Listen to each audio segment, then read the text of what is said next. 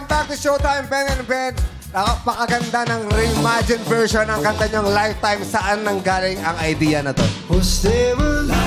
Alam nyo, yung idea ng reimagine ng Lifetime ay... Yung inimagine yung kayo pala pero hindi pala kayo talaga. Ay! Naku, Akala mo lang, akala mo lang. akala mo lang daw pero hindi pala kayo. Napakasakit naman noon. Ouch! Grabe. Talagang tumatagos at ang dami nang gumawa ng cover nitong Lifetime, lalo na yung yearning versions. Yung talagang nagmamakaawa na. Kaya daw, guys, baka naman pwede mag-sample daw ng chorus part nun. Pero medyo extreme level of yearning. Paano yun? Paano yun? Paano yun? Sige, ganito. Oh, sige, guys. Go. Kunyari nandito ka. Tayo yung mag-sample. May acting. Cute naman.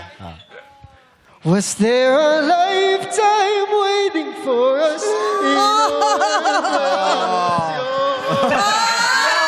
Sobrang sakit nun!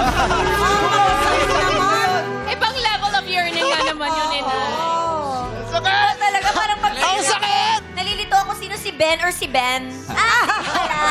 Si Paolo at si Pareho lang Miguel. yun. Pero gusto mo bang i-reenact yun, Quiz Jugs and Tessie? Gusto mo? Kaya syempre Quiz Tessie. Oh, paano yun? Paano ito na, yun? ito na. Oh, sige nga. Yung talagang todo, ha? Todo ng yearning. Oh, sila kakanta para sa atin. Oh, sige. Okay, game. Okay. Was there a lifetime waiting for us in a world where I was there? Oh! Parang bentot yun, hindi bentot. Hindi Ben and Ben. Kala ko basura lang itataw.